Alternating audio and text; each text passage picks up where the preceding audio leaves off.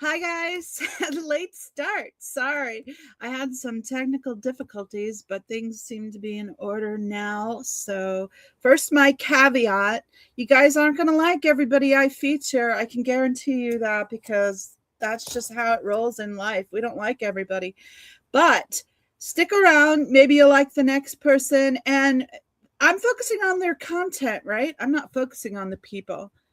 We're all assholes. Okay. Whoop. It started playing.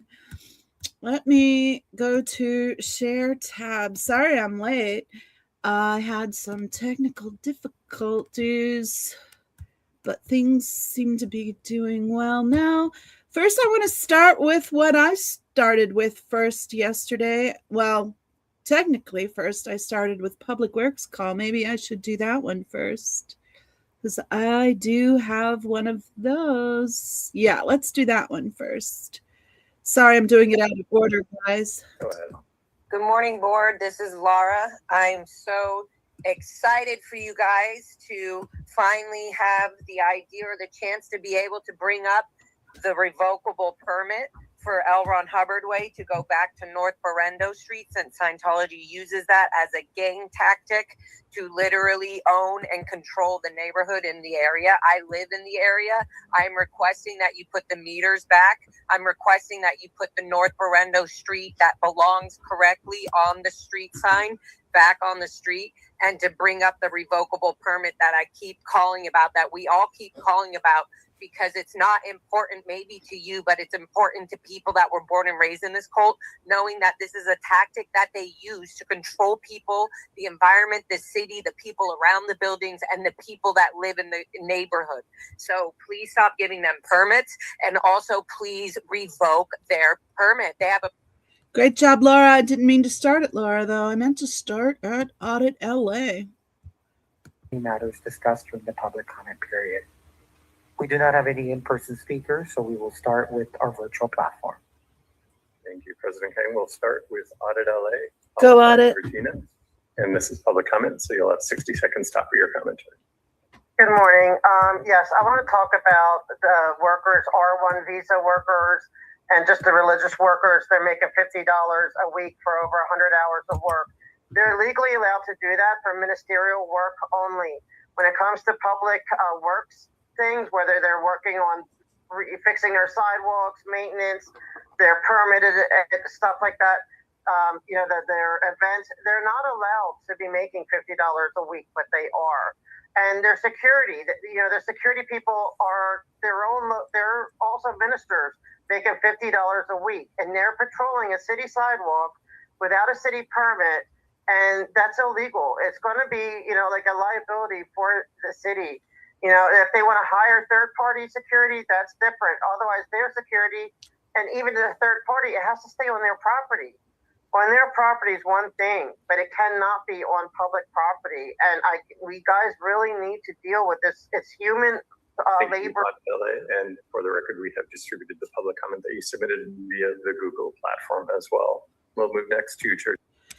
Audit LA on fire as usual, bringing up facts that they need to consider that they just are dropping the ball on. Appreciate you, Audit. Next, I want to show Scooter Mom. Scooter Report was on yesterday, and she caught some things I didn't catch. Please make sure to watch and subscribe to Scooter Mom.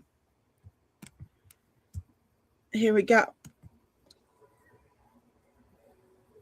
Here we go. Oh, wait, let me get over to it so that I can actually start it. Gosh. This is from Church of Scientology. She caught a really good one that I missed. Sorry. Every time, I swear, every single time. These aren't starting in the right spot. My computer accidentally closed on me last night. I had to reboot the whole thing. I lost all my tabs, so sorry about that. There is an update with Chrome. I lose a certain function that I prefer. Okay, here we go. The New Life detoxification is another unique aspect that sets Narconon apart from any other drug rehab program, mainly because it isn't recognized by any medical authority. It's based on the discovery that drug residues apparently remain trapped in the body's fatty tissues. A revelation made by someone with no medical degree but plenty of confidence. These residues can supposedly Scientology cracks me up. Watch this, guys. be released back into the system, causing a person to re-experience the effects of drugs years later, which might explain why Narconon staff keep hallucinating about L. Ron Hubbard returning. The So New Life funny. Detoxification is the only program of its kind, probably because other programs prefer methods that work. It's a precise regimen done over several weeks, involving 5 hours a day in a sauna, massive doses of niacin that make your skin feel like it's on fire, running to get the blood flowing, and more vitamins than a GNC warehouse. The New Life Detox was developed specifically for people who have used drugs and designed to purge drug residues through sweat, which is definitely how chemistry works. After a person has withdrawn from drugs without medical care, detoxified their body through pseudoscience, and their attention is back in the present through staring exercises, Narconon then works with them on a series of unique courses to help isolate the suppressive people they shouldn't associate with, specifically doctors, psychiatrists, and family members who ask questions. You'll learn the skills necessary to avoid the kinds of situations that brought you to use drugs in the first place, mainly by avoiding anyone who mentions evidence-based treatment, and so map out a pathway to a drug-free life, ideally one that involves recruiting others into Scientology. For nearly 50 years, Narconon has been claiming to help those struggling with substance abuse. This wasn't meant to play the whole clip. It was supposed to start halfway through, but it's so funny. Find their way to unlicensed treatment facilities with no medical staff, no doctors, and no refunds. Narconon centers exist in over 20 countries, though many have been shut down, investigated, raided, or sued for wrongful deaths, fraud, and practicing medicine without a license. They were designed for one purpose: not to cure addiction, but to cure Scientology's public image, while quietly steering vulnerable people toward the wisdom of its founder, L. Ron Hubbard.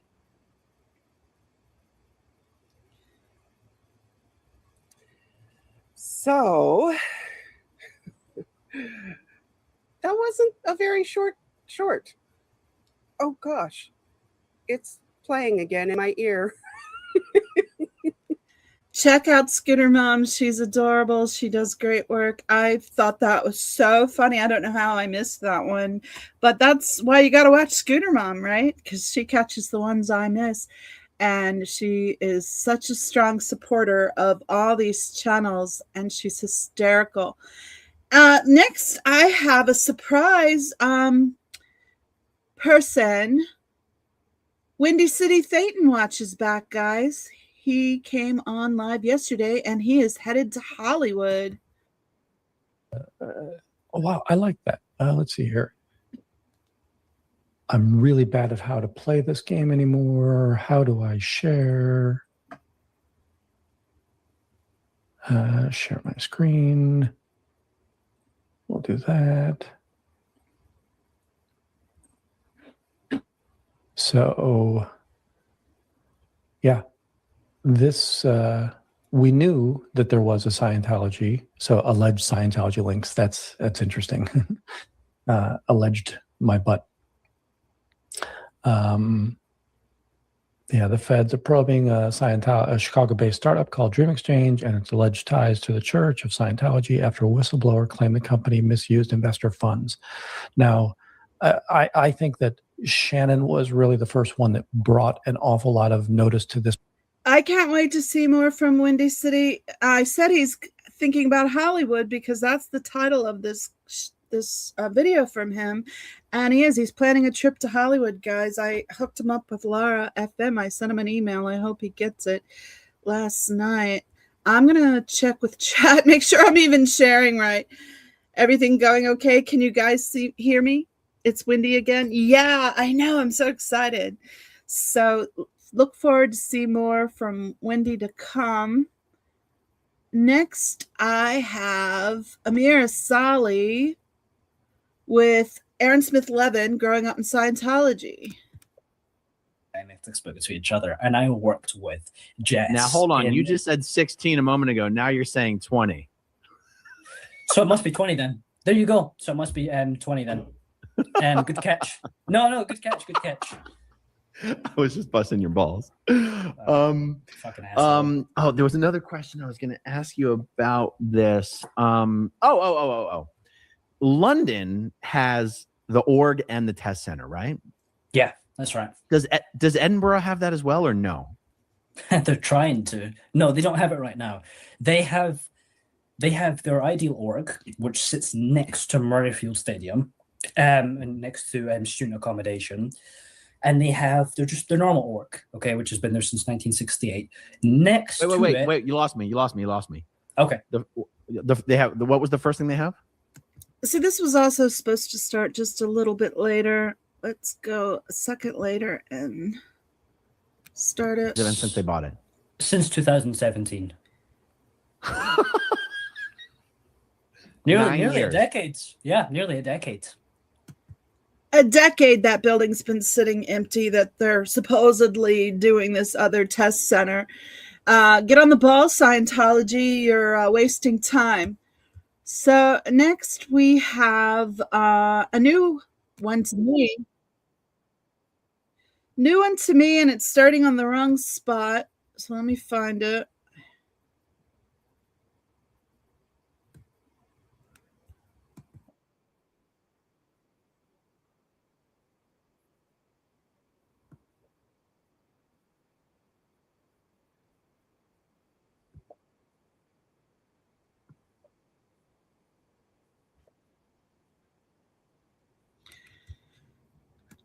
All right, this is Rebecca Watson, skeptic, and I don't know if you guys know this, but the ShamWow guy was a Scientologist, guys, and she talks about him for a minute. It's funny.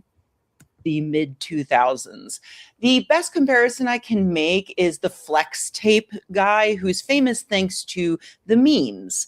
In the 2000s, we didn't need internet memes for television sales guys to achieve fame, because 90% of the American population watched one of like 15 TV channels, and most of those channels after 11 p.m. or so would air the exact same infomercials.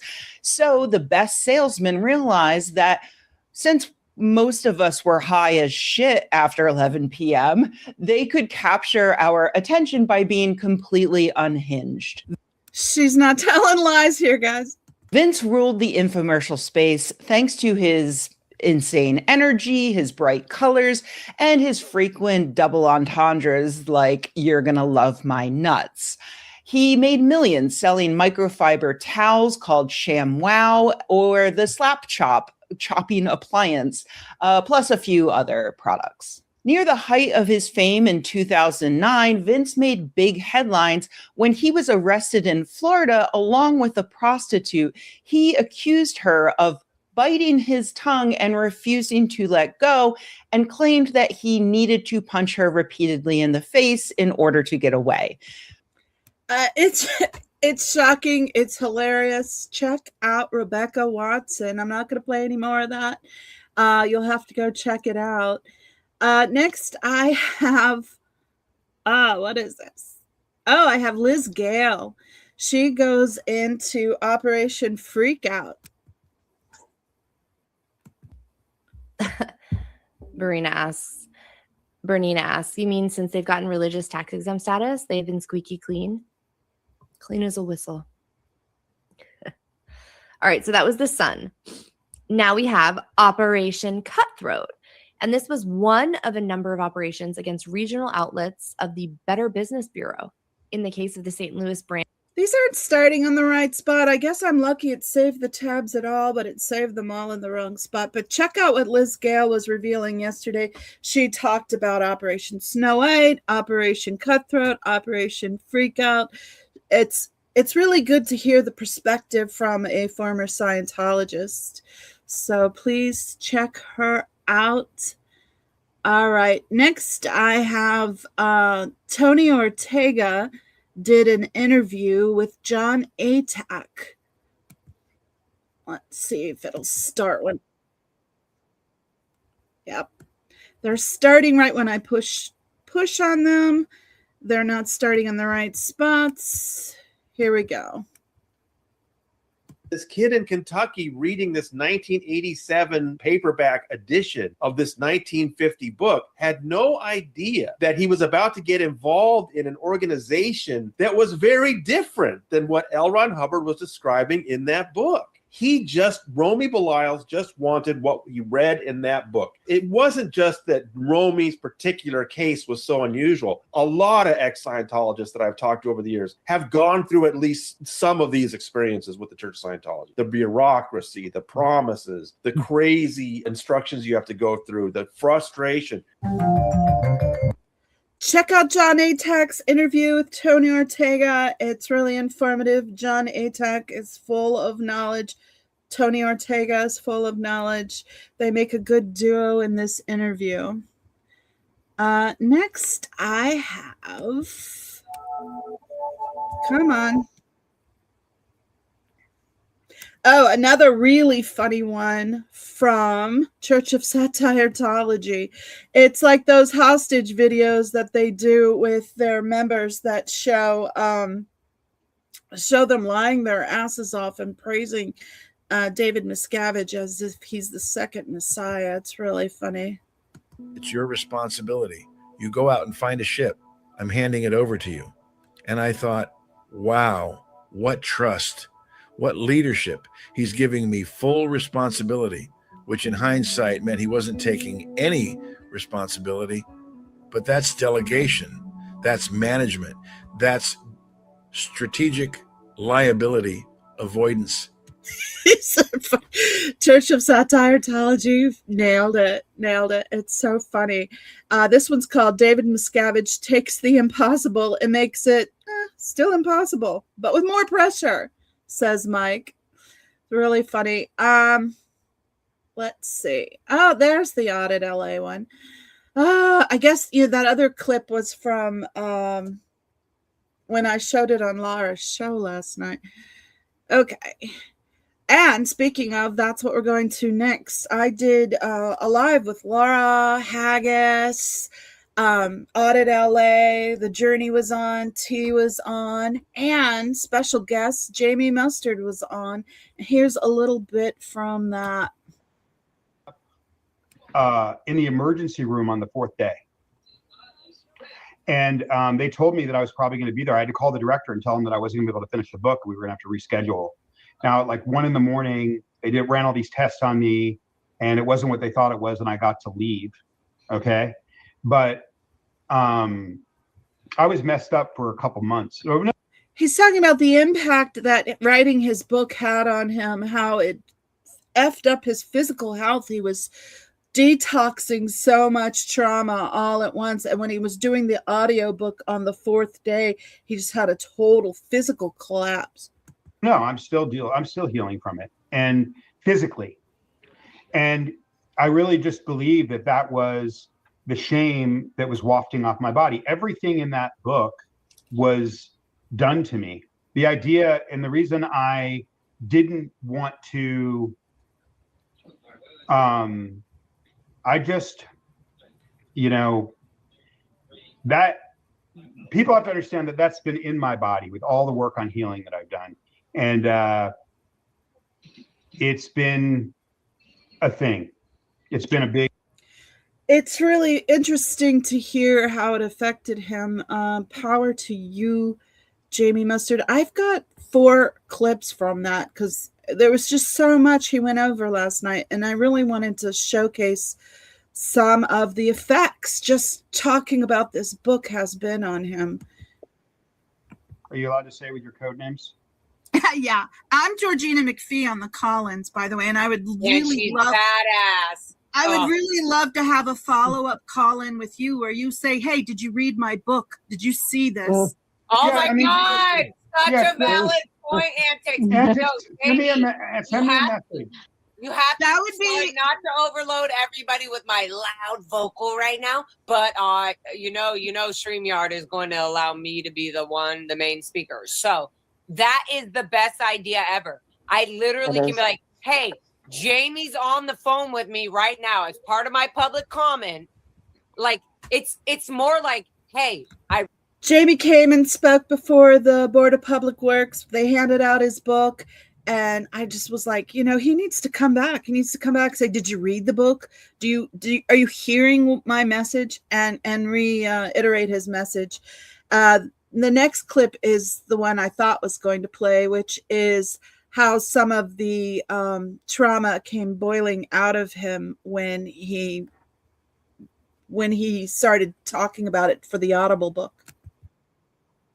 And they're like, okay, what's going on? And they ran some tests. They're like, you need to go to the emergency room. Like, this is real, right? And when, right before it started to get better, right before in Armenia, after I've been living in this hell for 4 months, right? I started to experience like this grief. I started to have these realizations. And the grief was that I was just grieving how much time I had spent not connected to myself and not connected to others because of I was hiding what had been done to me. I didn't want anyone, like no one wants to know that, the world to know that their body was abused in that way. So I go to urgent care and they're like, okay, what's going on? And it was really powerful to hear him share his story and to be so open and honest with us last night. I have one more clip from that. I'm going to say it again, and I'll probably keep saying it. If you, Haggis, Audit, Journey, Antics weren't doing what you're doing, I promise you, I would have like done the thing and I'd already be gone working on the next thing. He specifically asked Laura to come on to thank us because it means so much to him, and that meant so much to us. It was really lovely. I'm going to play just a second more of that. It's way bigger. Yeah, it's but so because you guys are there, it also there's unity. You know, we're stronger in numbers. Exactly. You know, and one of the things that Laura said to me that like really turned my head around on it, and I'll give you and some of the others all the credit in the world is. No, when I asked her that question, she's like, no, they're not giving them the permits anymore because of Audit showing up at these meetings all the time and presenting evidence, presenting documents, and the off-duty cops aren't providing security for them anymore. Yeah. Like, yeah, I was like, no, really? Are you kidding me?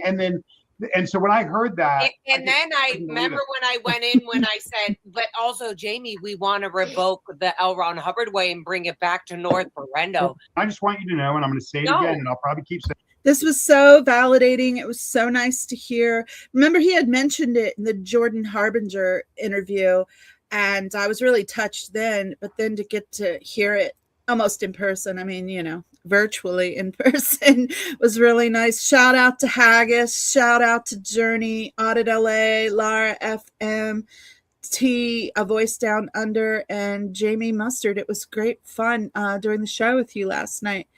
Next, I want to share a website that Haggis has created. Sorry, Cricket, I forgot to add this to my list. I have to add it to the video description afterwards. But I don't know if you guys know this, but Haggis Basher has put a lot of work, and she's had help, of course, from the survivors and from others in the community. So shout out to everyone that helped her. She made a website, Victims Have Voices, and you can go through here and find law firm support, the survivors' stories, all sorts of resources and advocacy for victims of Scientology. It's a really powerful website. She shares Bianca's story. She shares Lara's story. She shares a lot of the stories of these survivors because, you know, a lot of times when these people are leaving, you hear them say, I thought it was just me. I thought I was the one that was out ethics, off course, you know, all the Scientology's language that they have, but they don't realize there's others out there like them. They think they're alone. So this is a valuable resource to give them the tools that they need to navigate. There's information about current legal actions. She goes over a detail of the crimes, how to contact the FBI and the Department of Justice. It's a really good website. She's still working on it. Of course, it's always going to be a work in progress, but check it out.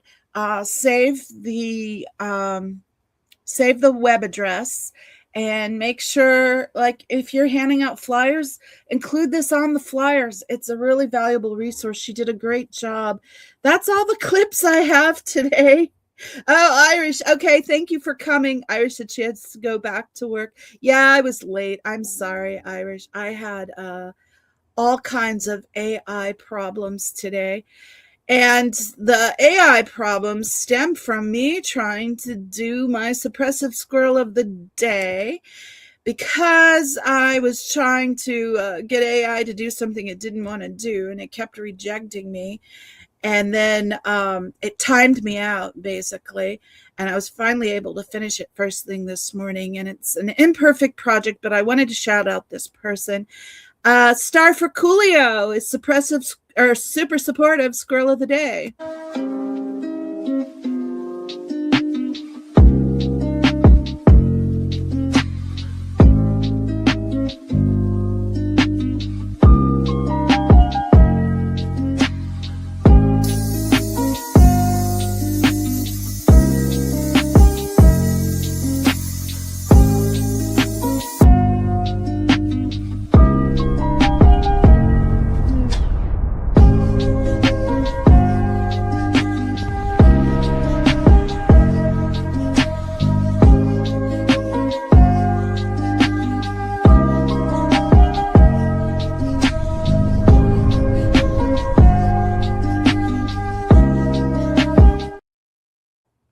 A Star is Born, guys. Thank you, Star, for sending me clips and for supporting me. And thank all of you guys. I'm sorry I was late. I'm sorry there was a few glitches. You know, some days be like that. I swear my Tuesdays are my Mondays, because I seem to have more trouble with Tuesday than I do Monday. I'm going to check through chat. Kathy's here. Lorelai's here. Cricket's here. We saw Irish was here. Brian Lucas is here. Who else? Rib Guy. Hi, Rib Guy. Thanks for stopping in. I know I go really early. You guys can always watch it on replay. It's hard to catch these live. And I think that's about it. Oh, Power's here. Hey, Power. Power does great work. Check out them and check out their second channel, Breaking Scientology. Does a lot of great work there. I think that's about it, guys. Thank you all for coming. Thanks for all the love and support. I really appreciate each and every one of you. Go out and do something fun today, guys. Bye. Oh, I should say, tomorrow's my interview day, and I have Miriam, Scientology Up North. So look forward to that. Bye, guys.